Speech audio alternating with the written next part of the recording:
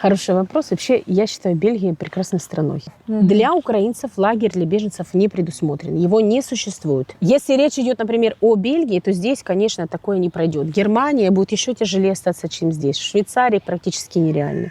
И то есть у вас контракт никакой вам не поможет. Да. После Польши мы переехали жить в Бельгию и попросили здесь статус беженца. Но как только у тебя нет вида на жительство, ты не имеешь права Все находиться автоматически здесь. Да, все аннулируется. Как ты можешь работать в стране, если ты не имеешь права в этой стране находиться? Возможно, будет такое, что, например, если оккупированные территории останутся пожизненно оккупированными, да, то для этих людей возможно...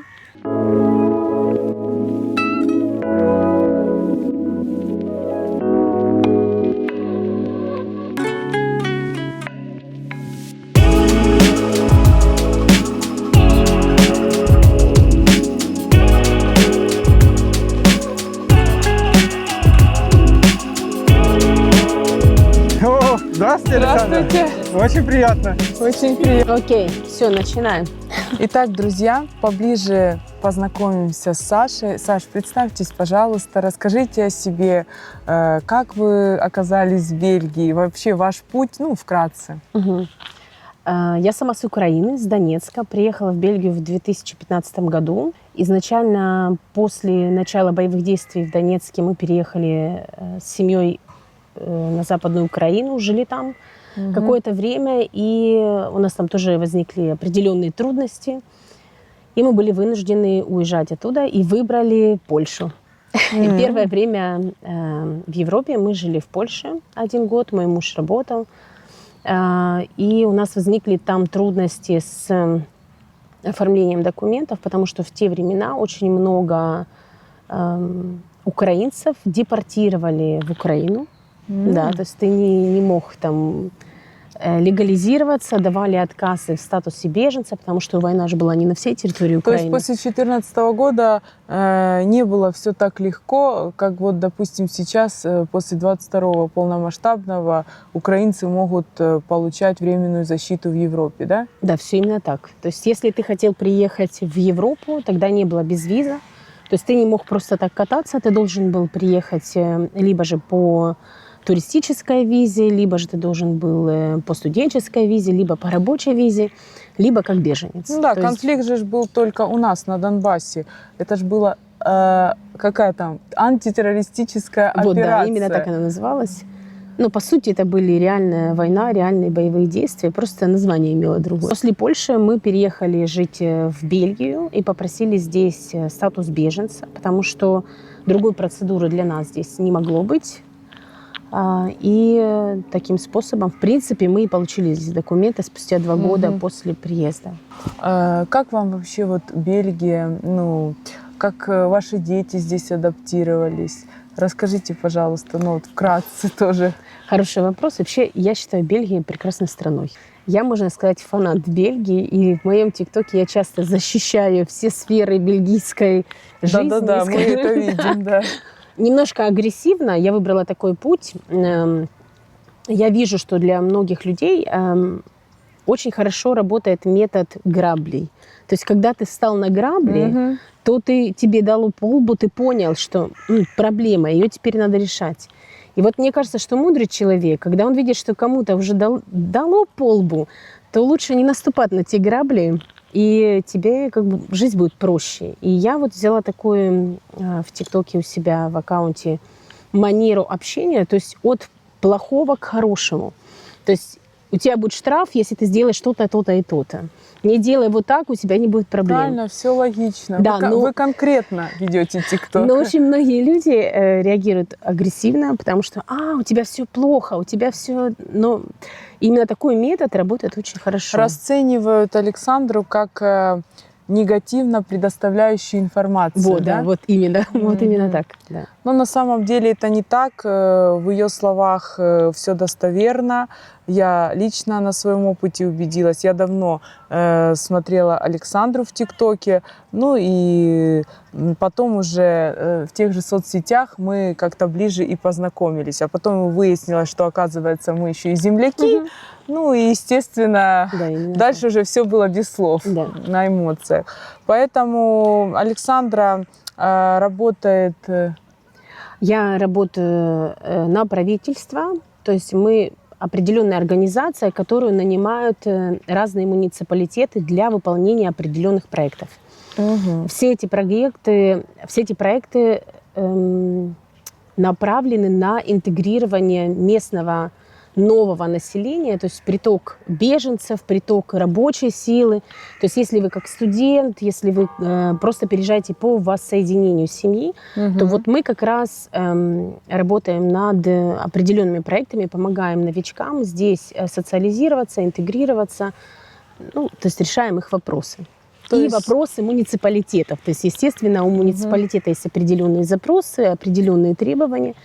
И вот мы работаем как раз над этим. Ну вот, друзья, что и требовалось доказать. Ранее мы вас предупредили о том, что сегодня будет в нашем интервью такой человек, который достоверно и очень правдиво вам компетентно ответит на все ваши вопросы.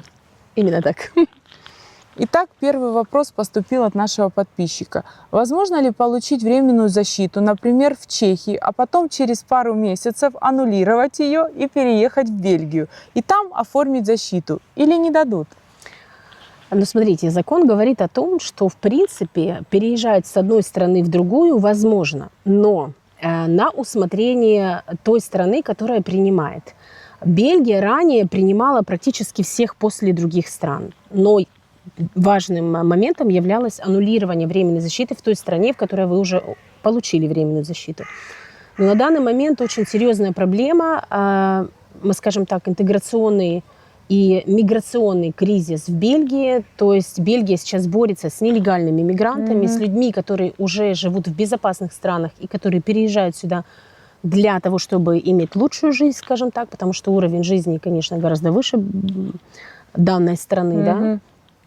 То есть, естественно, сейчас Бельгия не принимает всех выборочно. То есть, чтобы вы понимали, у вас принимают интервью, и во время этого интервью записываются все ваши ответы. И после этого ваша папка передается в определенную комиссию, которая открывает эту папочку, читает про вас всю информацию и решает, дать вам временную защиту или не дать временную защиту. Никто не знает, какое решение примет эта комиссия.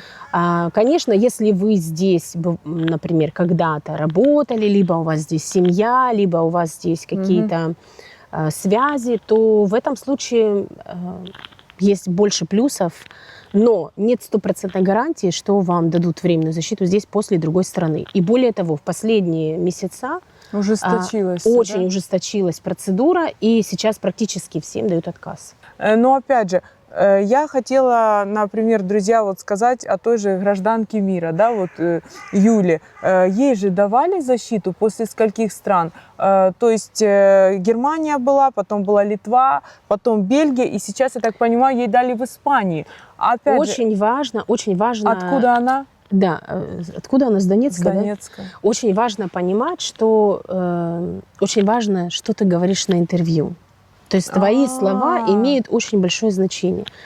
Она девушка не глупая, Да. она знает, как правильно сформулировать фразы, как правильно ответить. Возможно, у нее здесь были какие-то связи, потому что она уже давно говорила о Бельгии.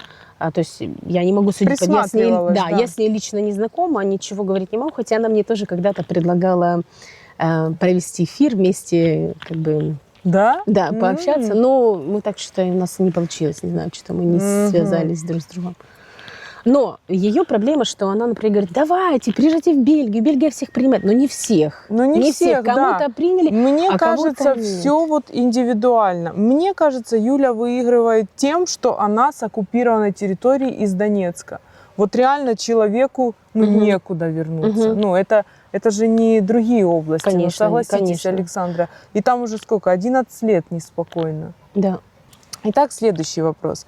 Сергею был адресован. Сергей, здравствуйте. Хотим переехать с друзьями в Бельгию втроем и снимать квартиру, пойти на работу. Говорят, чтобы снять квартиру, тебе нужно сначала быть у кого-то прописанным там в Бельгии, и все равно будет очень тяжело арендовать. Правда ли это?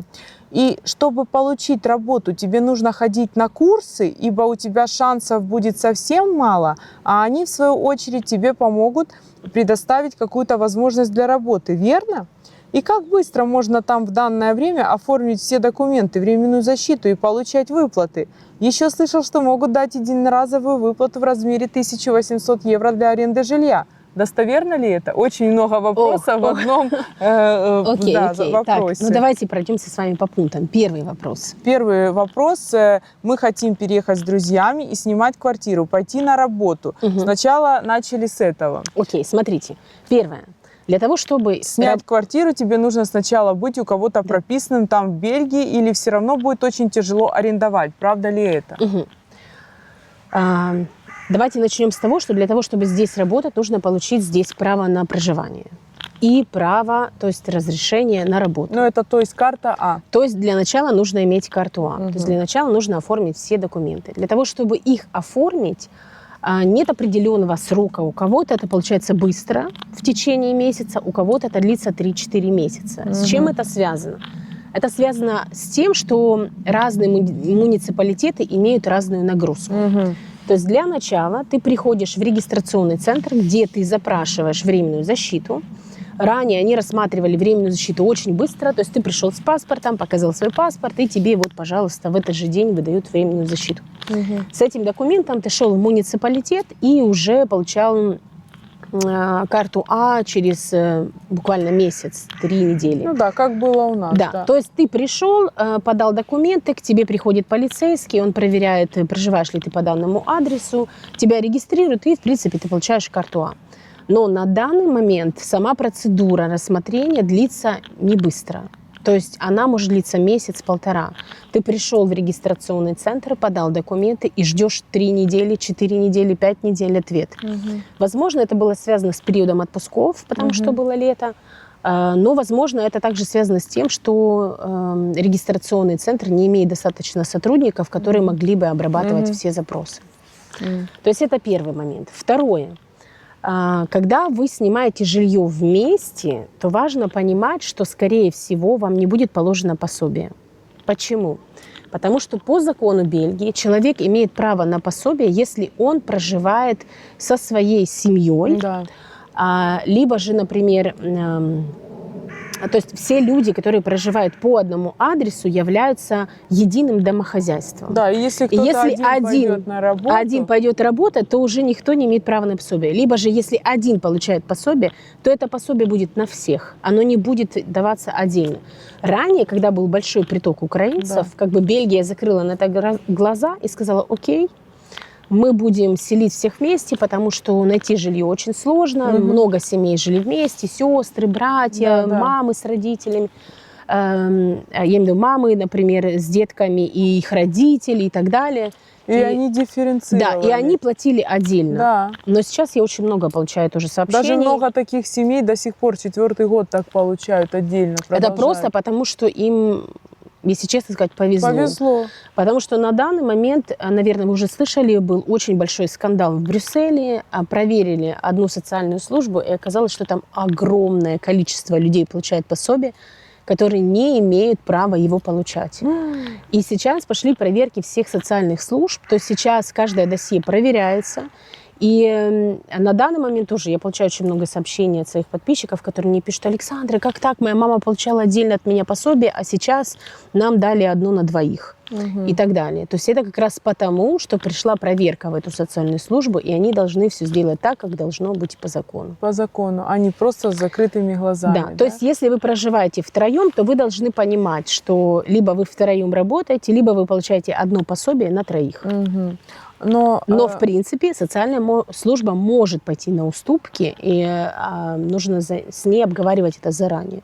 То есть спрашивать, возможно ли мы будем получать пособие отдельно, не будем и так далее. А по поводу работы хотела уточнить. Вот когда ты регистрируешься в Брюсселе, тебе же дают такой вот как тест ИБИС. Да. ИБИС, да? Мгм. По-моему, с этим ИБИСом уже можно работать. Да. Он дает право. Да, да. Пока ты там ожидаешь карту, ожидай дальше. Но если ты нашел реально там через интерим или как по знакомству работу, то ты можешь идти уже, не дожидаясь карты А, по вот этому ИБИС, правильно? Да, ты можешь начинать работать сразу, но проблема заключается в том, что ты не можешь зарегистрироваться на работу полноценно, потому что у тебя нет документов.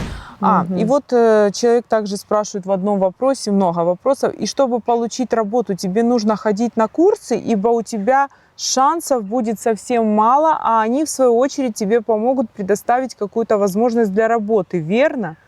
Ну, На самом курсы деле, какие он имеет в виду? Наверное, я языка? думаю, языка, да. Ну, я бы сказала, и вообще всем своим клиентам я всегда говорю, смотрите, ребята, у вас есть возможность изучать язык, либо же сразу работать. Если ты идешь сразу работать без языка, твоя зарплата будет ниже.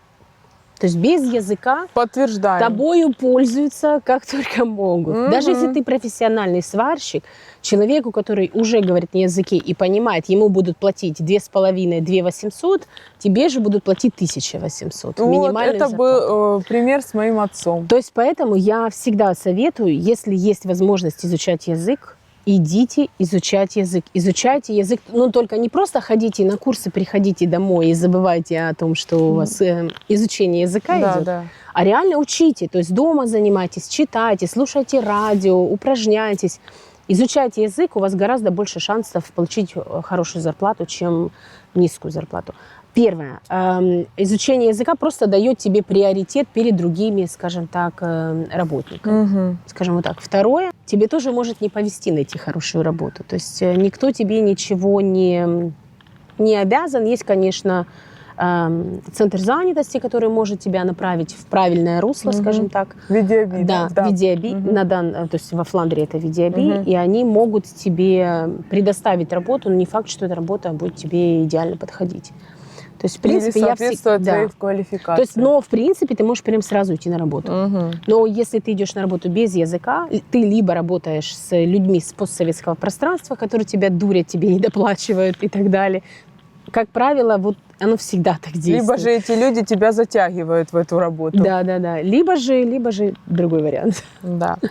И дальше его же вопрос. И как быстро можно там в данное время оформить все документы, временную защиту и получать выплаты? Но об этом вы сказали немного ранее, что сейчас это занимает около месяца, да? Все зависит от того, куда ты попал. От То есть, Гементы, например, да? в муниципалитете в Гементе, в Антверпене ты можешь ждать 3 месяца первой встречи. Да вы что, да? Да. Ого. Здесь, например, в более восточной Фландрии, где маленькие городочки, у тебя больше шансов быстрее попасть в муниципалитет и оформить все документы. Ну и за выплаты уже Александра все рассказала. Да. И еще слышал, что могут дать единоразовую выплату в размере 1800 для аренды жилья. Достоверно. Это не для аренды жилья, это на мебель. Да. Это если уже все устроились вы, то есть вам назначили пособие, то вы считаетесь как малообеспеченные. И если вы там въезжаете в квартиру, а здесь в основном все квартиры пустые, вообще без мебели, да, то от ЦМВ может практически так.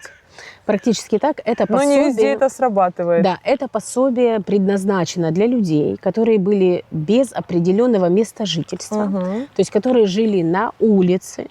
Это предназначено пособие для всех, не обязательно для украинцев, для любого человека, проживающего в стране, который проживает здесь легально, на основании легального статуса, но какими-то обстоятельствами он оказался на улице. И вот он проживает на улице, у него нет жилья, и он, например, снимает себе квартиру. Из-за того, что он был без определенного места жительства, и у него нет средств, например, к дальнейшему существованию, то в Бельгии предусмотрено такое пособие, которое дает тебе возможность купить мебель, постельное, посуду и так далее, для того, чтобы ты не жил в пустой квартире, как вы сказали.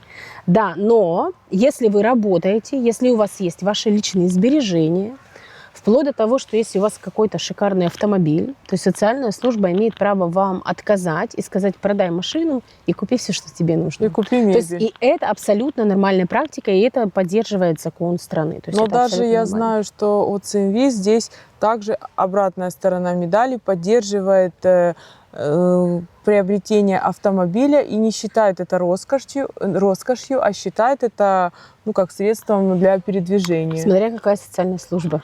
Всё Смотря какой зависит. социальный работник. Понятно. Все зависит от того, где вы находитесь и как вам повезло с социальным работником. Мгм, да? Я правильно понял, что все-таки есть работы без знания языка. И можно ли снимать отель или хостел в первое время, если не получится с другим жильем? Мгм. Хостел, отель можно снимать, но проблема не в этом. Проблема заключается в том, что у вас должен быть Адрес. адрес, да. У вас должна быть прописка. Без прописки вы не имеете права ни на какие блага этой страны. А хостел и отель они Хостел не и дают, отель да? не дают вам права к прописке, поэтому вам не положено ни пособие, ни изучение нидерландского языка. Да, ни- единственное, то есть что вы можете снимать, идти на работу. Да, Могут идти на работу, могут правильно? идти на работу. и снимать. Заработать себе денег там, сложить их, эти 3 зарплаты, да? Но 3 я месяца. сейчас вам расскажу один секрет, который, по идее, я не имею права никому рассказывать, поэтому никому об этом не говорите.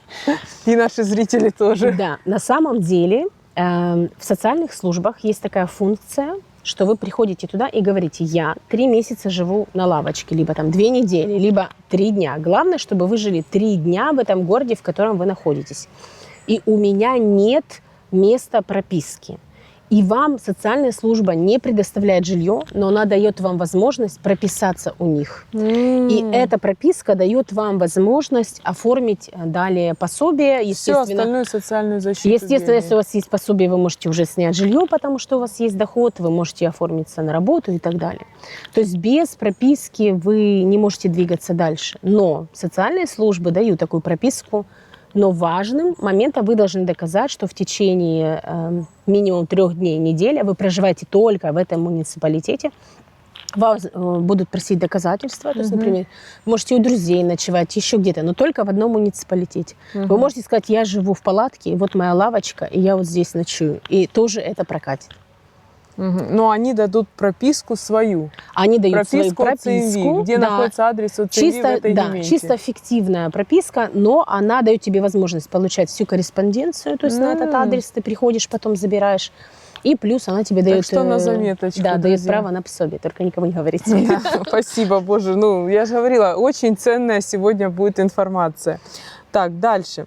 Подскажите, пожалуйста, как поступить? Хотим приехать в Бельгию и получить временную защиту. Будем ехать вдвоем, я и девушка. Но есть нюанс. Девушка получала песель, временную защиту в Польше. Она там ездила учиться по программе обмена, и им было обязательно делать эту временную защиту.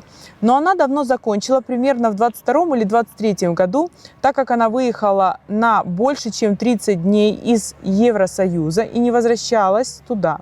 Сейчас хотим ехать в Бельгию. Подскажите, пожалуйста, как правильно поступить и что говорить? Я уже получала аналогичный вопрос в ТикТоке. Возможно, от этого же автора этого же сообщения. Не знаю, Сава. Да. Значит, ситуация такая. То есть, если девушка не находилась на момент полномасштабного вторжения на территорию Украины, ей 100% дадут отказ. И даже есть такие люди, которые, например, проживали в Украине, но катались в Европу на заработки. И я знаю, что таким людям тоже дают отказ, потому что они считают, что ты живешь в Европе и катаешься просто проведывать свою семью. То есть, если вы не находились на момент полномасштабного вторжения в Украину, вам не дадут в Бельгии сейчас позитив. Раньше, когда был большой приток украинцев, никто этого не проверял. Никто этого не проверял, потому что не была достаточно структурированная система, не было сотрудников, которые бы этим занимались. Они оказались в таком... Да, они тоже были в шоке, как и мы были в шоке. Да. То есть они просто принимали всех, кто просто показал какие-то украинские документы. У меня даже была одна такая женщина, клиентка, которая совершенно не знала ни украинского, ни русского языка. Она говорила на румынском. Я сейчас скажу, мадярский. Мадярский. Вот она мадярский, говорила, это же Да. Венгрия. вот она говорила на мадярском языке и ей рассказывала социальному работнику, что она проживала в Киеве. И что ее дети учились в Киеве в школе. И меня позвали. И говорят, слушай, Александр, ну давай, рассуди. Но только не говори, что ты с Украины. И я с ней пообщалась. Она вы ни сразу улицы её не знает. разоблачили. Да, ни улицы не знает. Какая школа она не знает. Как в Киеве метро она не знает. Ну, естественно. Да, То мы тоже с такими знакомились на улице. Вроде идет, на русском говорит, а я говорю, ой, а я же такая вот открыта, здравствуйте, а вы тоже с Украины? Ага, вот так вот, ага. А откуда? Какой город? Киев. Да. Все говорят Да, Киев, да, да, да. столицу знают, больше Да. ничего не знаем. Но вот почему-то я тоже читала в этих людях, что они обманывают. Да, есть очень много людей, которые на самом деле воспользовались этой ситуацией, купили украинские документы Да и вы приехали что? сюда, конечно, и получили здесь временную защиту, живут здесь, и все у них окей. И опять же, я хотела еще добавить по поводу наших же украинцев. Вот вы говорите, там, кто был на момент полномасштабного вторжения в Украине, да, кто не был, многие были на заработках, но опять же, у многих украинцев были 2 паспорта. У Конечно. нас государство позволяет иметь 2 Да. заграничных паспорта. По одному паспорту ты был в Европе, а по другому паспорту ты был в Украине. Вот именно поэтому сейчас Бельгия требует доказательства, что на момент полномасштабного вторжения ты находился именно в Украине и проживал на территории Украины.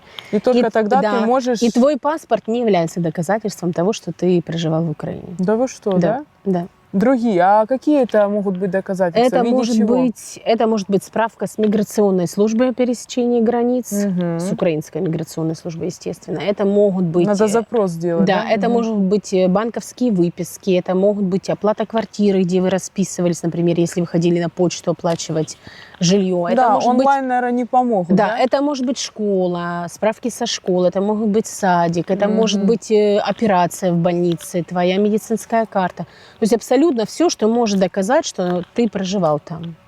Мгм. Фотографии не считаются, даже в переписке Мгм. не считаются.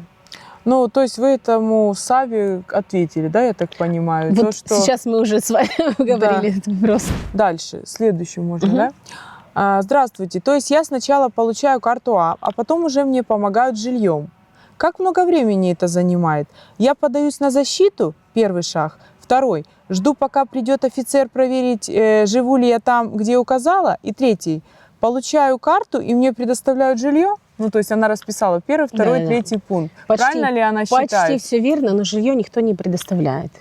То есть нет такого понятия. В если- Бельгии вообще априори изначально не слишком прям предоставляли жилье, расселяли то к приемным семьям, помните, да, вот да, были варианты, да. то в Ариане, там, в центре Я беженства. сейчас расскажу, то есть, наверное, стоит рассказать, как это было раньше и как это происходит давайте, сейчас. да.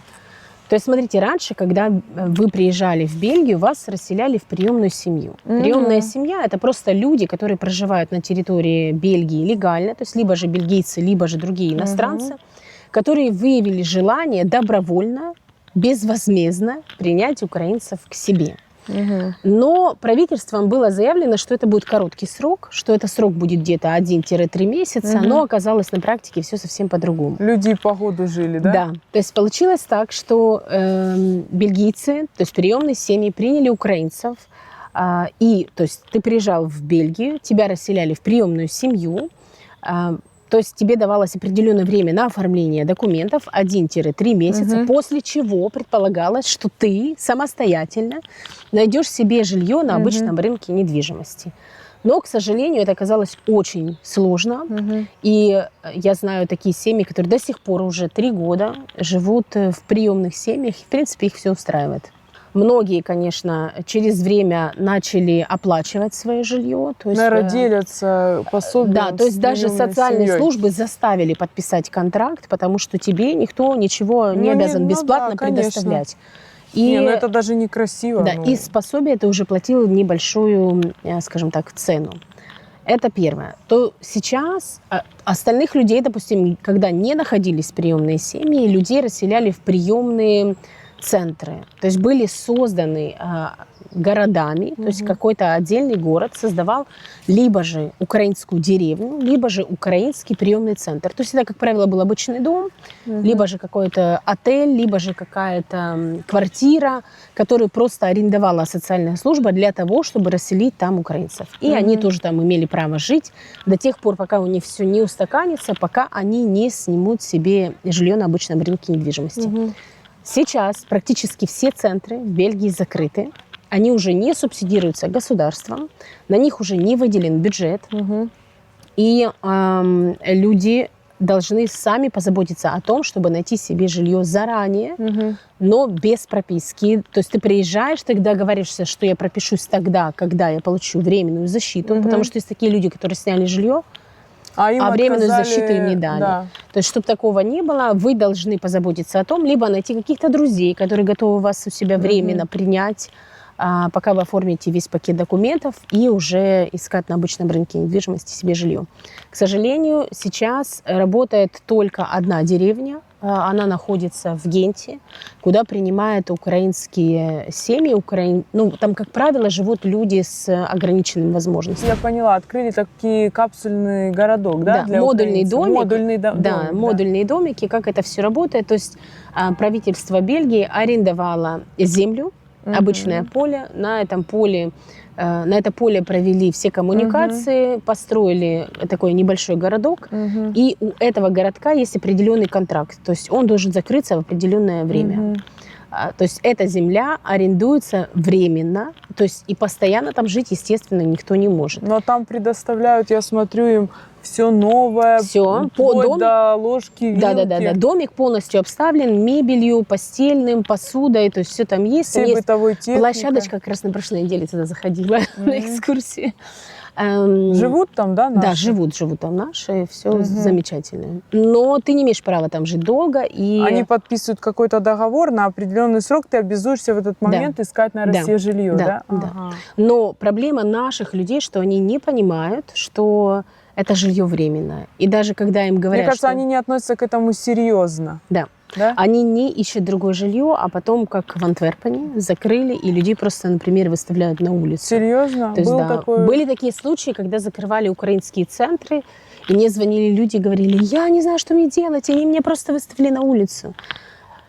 И социальная служба говорит, вы получаете пособие, мы даем вам адрес, а вы снимаете себе отель. И раз вы себе ничего не нашли. Естественно, в такой ситуации человек быстрее движется и себе находит жилье. Да, как бы стимулирует к действиям, этим самым. Да.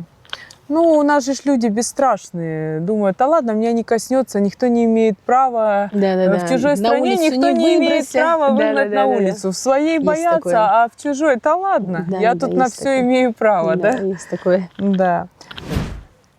Вітаю! Я наразі розглядаю переїзд у Бельгію. Ваші відео допомагають мені, але у мене є страх невідомості. На одному ресурсі мова йде про неможливість знайти житло без роботи, а на іншому немає реєстрації без житла. Як у такому випадку бути? Їду сама, без рідних, знаю, що все витримаю, але невідомість дуже лякає. Як бути? Буду вдячна за відповідь. Да, смотрите, друзья. Самое важное понимать, после регистрационного центра вам никто ничем не обязан на самом деле. То есть дали защиту? Да. Иди. Бельгия обязана обеспечить жильем только тех людей, у которых нет жилья и которые не имеют права проживания в стране. Те люди, которые приехали сюда и просят здесь международную защиту. Вот этих людей Бельгия обязана по закону расселить. Да? Да. То есть те, которые просят международную защиту, Бельгия их расселяет, и в течение года, 2, 3, 4 рассматривается их прошение, и они живут в это время в лагере для беженцев. Для украинцев лагерь для беженцев не предусмотрен, его не существует. Единственное, что может быть, вас могут поселить в Ариану. Я уже много раз рассказывала, что такое Ариана. Ариана – это… Повторитесь, пожалуйста, еще раз. Ариана – это Нот Опван, это то место, куда могут расселять всех людей, которые проживают в Бельгии, и бельгийцев тоже, которые имеют трудности. Например, у них сгорел дом, у них случилось наводнение, у них насилие в семье, например, женщина уходит от мужа или муж уходит от жены, такое тоже бывает. И таких людей, так как они оказываются на улице, им предоставляют временное жилье. Вот Ариана – это и есть это временное жилье. Оно называется not op one на нидерландском языке. То есть люди имеют там право жить временно, Мгм. то есть люди без определенного места жительства. Наших украинцев, когда они не нашли себе ничего, тоже расселяют в эту Ариану, но только в том случае, если там есть места. Мгм. Были такие периоды, Ну когда да, она же не резиновая. Да, были такие моменты, когда там не было мест, и люди просто оказывались на улице. Мгм. Да. Ну а сейчас вот сколько вообще, я тоже смотрю там в ТикТоках, либо в других соцсетях рассказывают наши же украинцы об Ариане. Кто-то там пожил, например, 2 месяца, кто-то 4. У каждого индивидуально все, и у каждого своя Да, история. в чем плюс? В Ариане вам предоставляется работник, который помогает вам искать жилье. Помогает вам искать жилье Там не на платится обычном... пособие, но там вас Да, кормят, там да? вам не платят пособие, там вы просто проживаете, то есть вы можете принимать душ, да, и пользоваться. Кушать. Там даже у них есть йога, я слышала, и даже уроки танцев, питание. В Даже принципе, досуг им придумали, да, да? в принципе, временно, как временно это пойдет, оттуда периодически расселяли в вот эти украинские деревни, и до сих пор оттуда отправляют в украинскую деревню, если там появляется свободное место. Но вы же понимаете, что людей много, а деревни, например, Конечно. маленькие. То есть, А деревни где такие вот модульные городки? Только в Генте? Сейчас, раньше был в Мехелине, раньше был в Антверпене Мгм. и был в Генте. Сейчас остался только в Генте, но есть еще до сих пор в некоторых муниципалитетах небольшие домики, которые они снимают, Мгм. и, в принципе, тоже дают украинцам временное жилье. А те, где делись, снесли? Разобрали, Разобрали прям, Да, да? да. М. да. То есть все четко, все по... Да-да-да. Как был договор, да, на какой-то Ну, период. контракт, ты не можешь дольше находиться Просто на земле, я, если у тебя- допустим, знаю, такие же модульные городки были построены по своим родственникам. Я знаю, там проживали вот Мгм. Сергей родители с 2014 года в Днепропетровске. Мгм. Был построен такой же модульный городок, по-моему, немцами или кем-то. Мгм. И опять же, то же самое было. На некоторый период, ненадолго, типа не Да. рассчитывайте. До сих пор живут Александр, ну не его родители, а я имею в виду, Да-да-да, но в 11 Украине- лет до сих пор Да, люди но в в нем Украине живут. немножко другая ситуация. В Украине Да. можно договориться, заплатить. Здесь Ну так да. это не работает. Здесь, Здесь если не- ты не съехал, то будь добрый, плати деньги. И так как они арендуют эту землю у владельца, то Мгм. им придется платить эти деньги владельцу. Суды и все такое. Естественно, город здесь такой же, как будто бы частное лицо, которое будет иметь потом трудности, суды и так далее с владельцем. Поэтому здесь так не пройдет. Так, приступаем к следующему, да. Ребята, спасибо большое за инфу. Уже невозможно в Украине находиться, все бизнесы накрылись. Вот решили выбираться с семьей в Бельгию. Хотим к морю, в Брюгге. В Украине мы владели большой фермой, делали сыр и молокопродукты. Умеем работать с животными. Английский язык на среднем уровне, другие языки нулевые. Какие наши шансы найти работу на сыроварне или ферме с нормальной зарплатой? И что сейчас с жильем социальным? Именно социальным жильем. Что-то можно еще найти? Хороший вопрос. Работу найти всегда можно. Кто еще тут найдет?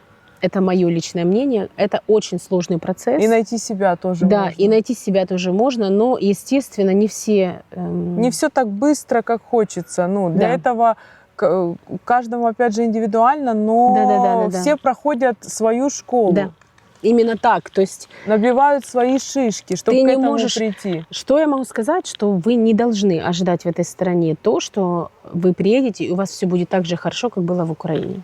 То есть для того, чтобы подняться здесь наверх, вам нужно сделать определенные усилия, вам нужно пройтись по ступеням вверх. И у вас обязательно все получится, но просто нужно Да, мы прикладывать знаем. усилия. Да. Нужно просто работать, нужно двигаться дальше, не унывать. Если получилось у кого-то, и у вас получится, то есть это важно понимать. Итак, про сыроварни.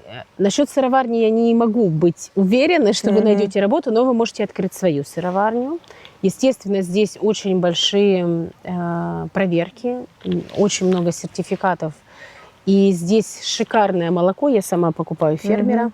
То есть, в принципе, здесь можно двигаться в этом направлении, но, скорее всего, самим что-то свое открывать. Это первое. Можно, как лайфхак, допустим, продавать свои сыры на скажите, на маркетах, то здесь есть такие дни, когда в каждый городок приезжает, или почти в каждый, такие машины, которые имеют холодильники, они открываются и продают свои товары. То есть, в принципе, вы можете свой товар, не имея стационарного магазина, возить по всей Бельгии и продавать этот товар на территории всей страны. В принципе, это реально.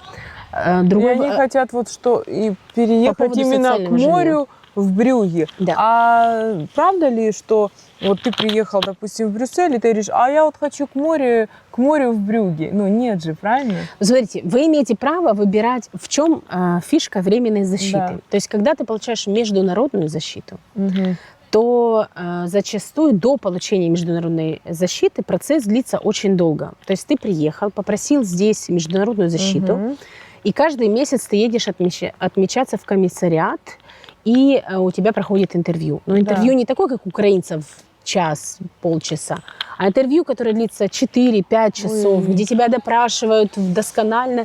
Ты должен доказать, что тебе угрожает смертельная опасность на территории твоей страны, но не война причина, и ты не можешь в нее вернуться. То вот такие люди, они имеют право проживать только там, куда их поселят. То есть либо в лагерь для беженцев, либо же дают полусоциал, это называется, то есть какое-то жилье, которое точно так же является топ-1, в котором живут временно эти беженцы, но они должны жить только там, куда их поселят. Украинцам же с временной защитой вы являетесь полноценными жителями страны. То есть вы можете выбирать, где вы хотите жить. Там, здесь. Если вам здесь плохо, перейти в другое место. Все в ваших руках. То есть не нужно сидеть на одном месте и говорить о том, что здесь все плохо. Пожалуйста, Бельгия открыта, любой уголочек Бельгии для вас открыт. Другой вопрос – социальное жилье. То жилье, которое получают украинцы, даже те, которые до сих пор живут в этом жилье, это не социальное жилье. Это жилье, о котором мы уже говорили, как и Ариана, которое является not of one. Социальное жилье, для того, чтобы его иметь, то есть социальное жилье дается на всю твою жизнь оставшуюся. Ты можешь от него, конечно, отказаться, если вдруг ты там разбогател, у тебя стало много денег. Своим родственникам. Передать родственникам ты не можешь, потому что это жилье принадлежит государству, но ты проживать в этом жилье можешь всю свою оставшуюся жизнь. Как это работает? Ты становишься на очередь, ты должен соответствовать определенным условиям, и ты стоишь на очереди и ожидаешь этого социального жилья. Срок ожидания, как правило, 4-10-15 лет, смотря какой город. После того, как построились городки, построилось социальное жилье, либо же кто-то умер, кто-то съехал, это жилье передается другим людям, которые также нуждаются в социальном жилье. Но это не то жилье, о котором говорят наши люди. В чем плюс социального жилья? Вот, какой плюс? В том, что ты платишь аренду в зависимости от твоего дохода. То есть, если ты мало зарабатываешь, отчасти она минимальная. Да, ты платишь мало. Если ты, например, много зарабатываешь, то ты платишь так же, как и все остальные на обычном рынке недвижимости. Да. То есть в этом плюс социального жилья. Если ты, например, безработный, то ты платишь копейки. Там, 300 евро, может, 350. Вот, пример. У меня родители живут в Атыгем, город такой небольшой. И вот у них прям в этом поселочке, вот как один на один похожие дома стоят, вот прям квадратиками, да, вот так по квадрату. И уже как время много, они их сразу же заселили в это жилье. Но они платят так же, как вот на уровне всех украинцев. По 750 евро, ну там плюс коммунальные, то есть без каких-либо льгот. Да. Опять же, уже общаются с соседями, они разнакомились, бельгийцы, соседи, которые живут там постоянно. И когда бельгийцы спрашивают, сколько платят мои родители, у них просто вылазят глаза на лоб и говорят, в смысле, а почему так дорого? Ну, мы же... А мама говорит, а сколько вы платите? Александр, в 2 раза меньше. Да. Все зависит, потому что они живут в социальном жилье, а мои родители в not of one. Во временном жилье. Да. Но просто этот весь квадрат домиков, конечно, он относится именно к социальному жилью. И как происходит и мои родители постоянно говорят, ищите новое, ищите. И социальная служба арендует это жилье у социальной организации. То есть здесь все, хоть это и государственно, но тут все на арендах. То есть социальная служба арендует домик в этой социальной службе, которая выдает это социальное жилье. и там временно проживают, например, ваши родители. Мгм. И они обязаны найти себе жилье. Если они его не найдут, вообще государство имеет, то есть социальная служба имеет право сказать: все, мой контракт закончился, ты обязан съехать. Мгм. Понятненько, спасибо. Вот тоже важная информация. Дальше. По поводу, вот он спрашивает, сыроварни, да, или работе, он именно хочет на ферме работать на кого-то, он не ведет речь там о самозанятости. То есть здесь вот он спрашивает, есть развиты фермы вот эти молочные, да, Да, и в так Бельгии далее? вообще очень... Фермерство развито, да? В Бельгии очень развито фермерство, но Английский базовый у него. в принципе неплохо, если уже хотя бы есть английский базовый. Да. Но, насколько мне известно, то есть на фермах не всегда соблюдаются все законы. Мгм. То есть вас могут нанять, но эта работа будет не по закону, неправильно оформлена и так далее. Поэтому На выгодных нужно- для работодателя условиях. именно так. Да. Саш, еще вот вопрос. Добрый день. Я приехала в Польшу до войны. Я могу приехать в Бельгию? Ну, я могу тут сама ответить, даже Да, без да. Саши, потому что вы уже слышали ранее. Нет, если у вас была защита, вернее, на момент полномасштабного вторжения, если вы не находились в Украине, находились в Польше, то уже будет стопроцентный отказ в Бельгию. Да. Еще вопрос. Здравствуйте. Подскажите, пожалуйста, есть центр, чтобы оформить беженство, но не в Брюсселе, а где-то в Валлонии. Есть такой Нет, центр? не существует такого центра. Только в Брюсселе, только в один Брюсселе. центр. Да. Да. Недавно, кстати, он переехал по новому адресу. Да? Да. Ну, адрес мы скинем здесь, Да, в ссылочке. Подскажите, сейчас есть смысл ехать? Какие условия дадут? Выплаты, язык, работа? Условия все те же самые, что и раньше, только немножко сложнее с жильем. Ужесточены требования? Да, именно так. Да. Здравствуйте. Подскажите, пожалуйста, сайты для поиска работы молодому 25-летнему парню. В прошлом тренер по плаванию, знание английского А2. Вообще есть служба VDIB. Фидиаби, да, куда можно обращаться в поисках помощи работы. Да, также есть интерим-конторы. Интерим-конторы – это тоже замечательная, в принципе, вещь, если хорошая интерим-контора. Да. То есть там вы оформляетесь на работу в интерим-контору, а не в ту компанию, где вы работаете. Это выгодно для работодателя и выгодно для интерим-конторы. У вас есть опыт, и после этого вы сможете получить хороший контракт немножко позже. Интерим-конторы бывают очень разные названия. В разных городах они могут по-разному называться, но, в принципе, это просто такие небольшие частные центры занятости. Ну и, Саш, спасибо вам огромное за то, что согласились нам дать столько полезной информации, не только нам, нашим зрителям. Спасибо, это очень ценно для нас.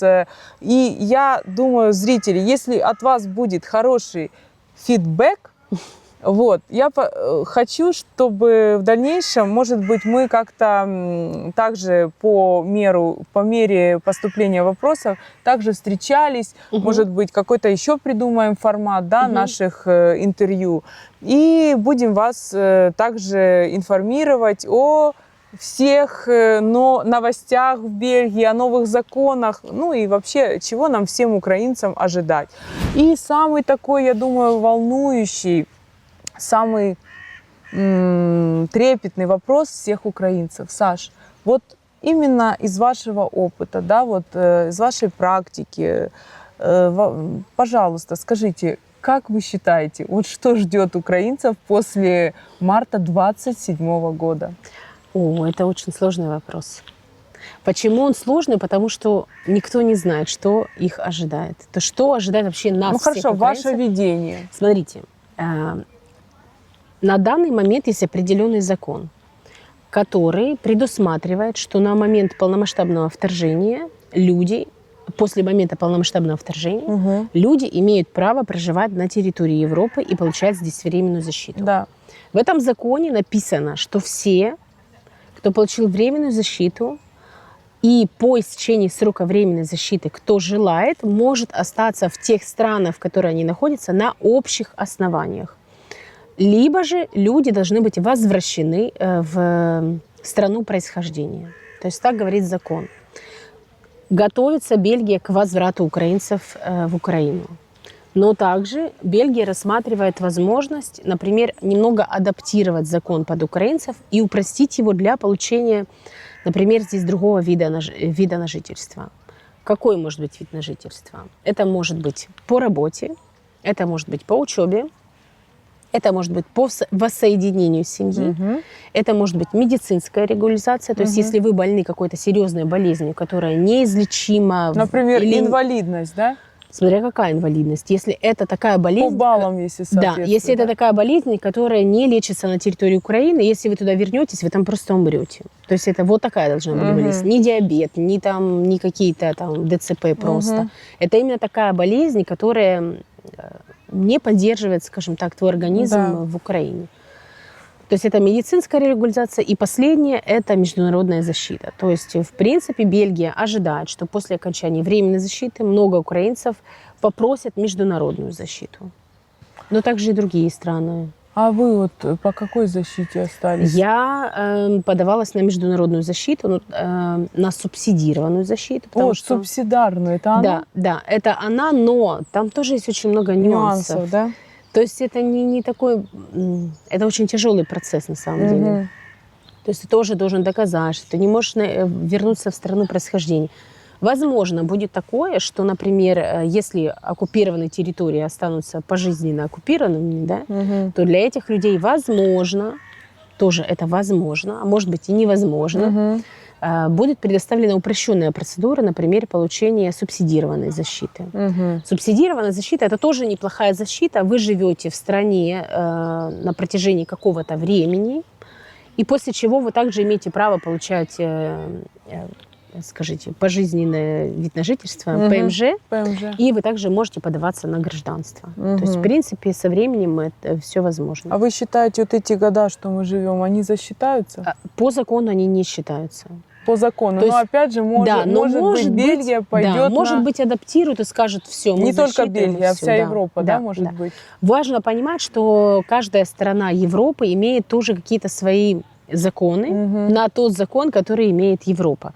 То есть, в принципе, например, в Испании будет гораздо легче остаться, потому что там, если ты работаешь, у тебя проблем нет. То есть тебе дадут вид на жительство, тебе дадут потом гражданство, и у тебя все будет даже окей. Онлайн? Или ходишь на работу? Нет, ты там должен жить. Да. Но если речь идет, например, о Бельгии, то здесь, конечно, такое не пройдет. Германия будет еще тяжелее остаться, чем здесь. В Швейцарии практически нереально. Нидерланды тоже будет очень сложно остаться. То есть те страны, которые более благополучно развиты финансово, в тех странах будет очень сложно остаться. Но здесь сложно остаться даже европейцам. То есть даже есть европейцы, которые переезжают сюда. Те же, допустим, румыны, да, поляки. То есть они имеют право находиться здесь 3 месяца, должны вернуться. 3 месяца должны вернуться, да. Либо же 6 месяцев. То есть там определенные контракты, и они не имеют права здесь оставаться дальше жить. Ну хорошо, все равно, вот как вы считаете, любое досье открывается, да, и смотрится, чем человек занимался все эти годы, конечно. Да? Как он интегрировался, что он делал в пользу страны, да, допустим. Но, скажем, смотрите, на самом деле, то есть если ты учишься, это приравнивается к работе. Серьезно? То есть если ты учишься это уже хорошо. И языку просто учишься? Желательно после языка пойти еще дальше куда-нибудь учиться. То есть, например, курсы, соответствующие моей профессии. Да. То есть я, например, имела определенную профессию, но здесь я тоже решила усовершенствоваться. Или же узнать манеру этой работы или нюансы этой работы в Бельгии. Это не обязательно должна быть востребованная профессия?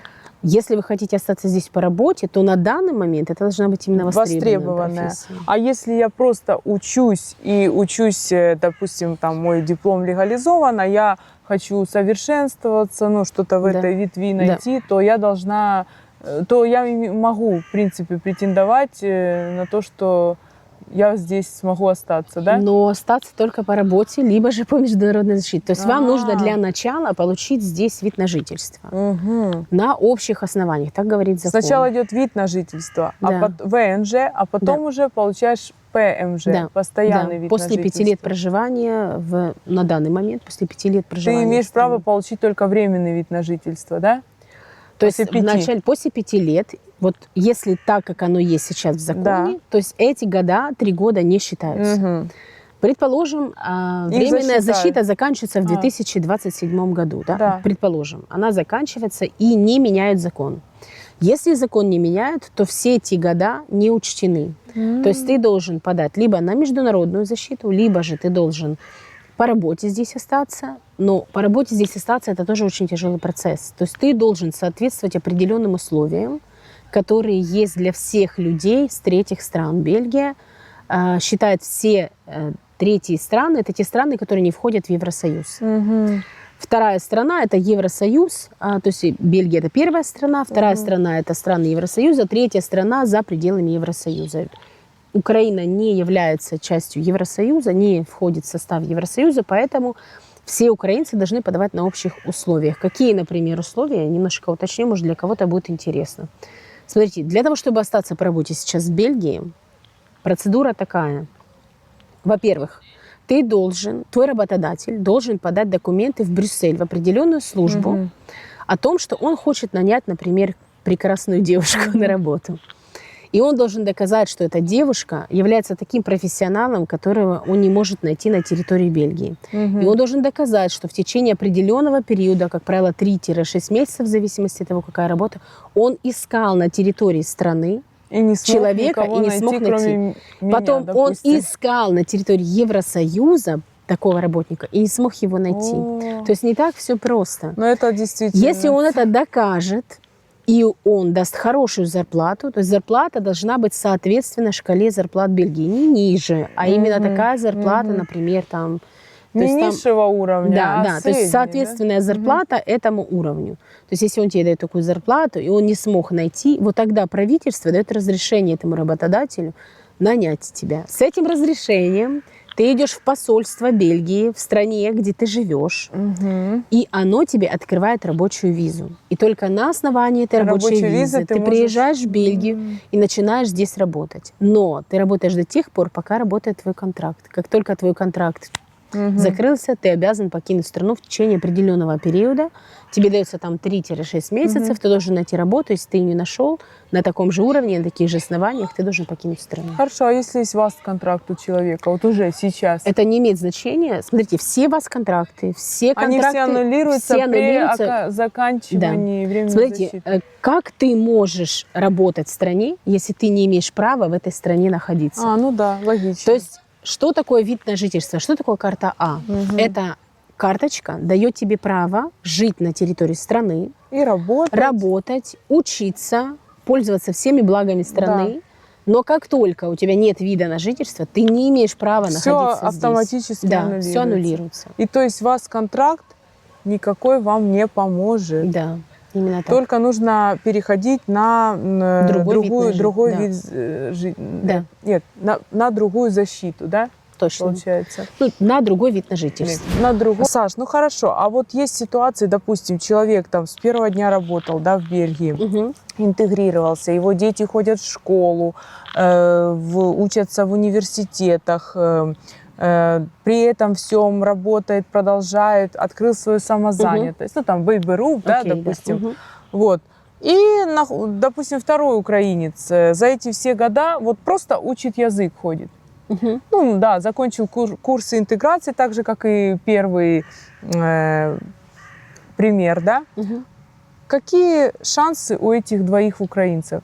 Реально одинаковые? Давайте начнем с того, что каждое досье будет рассматриваться индивидуально. Да. То есть будут смотреть на все, то есть чем больше ты вкладывал в страну, чем больше ты интегрировался, чем больше ты участвовал в общественной жизни Бельгии, То тем есть лучше для них для это твоего очень досье. важно. Да, Участие да. в социальной... Да, очень важно. Ходите, общественной- танцуйте, ходите, общайтесь с бельгийцами, ходите на вот эти праттафл, где ты Понял, можешь Серёжа? поговорить язык свой, А ты на работу усовершенствовать. ходишь, Нет, Саша. подождите, работа это плюс, это огромный плюс. Работа – это То есть самый есть- первый плюс. Конечно, если, то есть они смотрят на твою работу, на твои налоги, которые ты проплатил, они смотрят на твою жизнь общественную, как ты участвуешь в жизни Бельгии, и уже потом все остальное. То есть, естественно, если ты 3 года просто учишь нидерландский, то, знаете, по закону Бельгии 2 года дается на изучение Не, ну языка. учишь нидерландский, да, ходишь на протафл, там что-то там волонтеришь. Ну, как назвать волонтерством я тоже не могу. Вот многие украинцы работают как-то там, вроде как они волонтерят, но им за это платят в час там то 4 евро, Да, то да, 8. да, есть такое. Это что нормальная практика. такое? Это волонтер- волонтерство? Да, это волонтерство. Ну, то есть Эти им деньги- будет за это еще идти галочка, Да, да? это тоже хорошая галочка, но это не сравнится с работой. То есть, конечно, волонтерство это хорошо.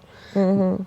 Я даже есть такой лайфхак, то есть можно, например, получать пособие и учить язык, и волонтерить, Вот и у тебя будет больше денег, чем ты будешь просто работать. Да, потому у тебя что не будут способия их забирать, высчитывать, да, их то есть будут тебе там плюсом плюс еще 300 платить. евро, ты Имеют зарабатываешь право на в месяц, волонтерстве, да. и у тебя плюс к твоему пособию, и получается, что у тебя полноценная зарплата, но ты при этом не загружен так сильно, как на работе.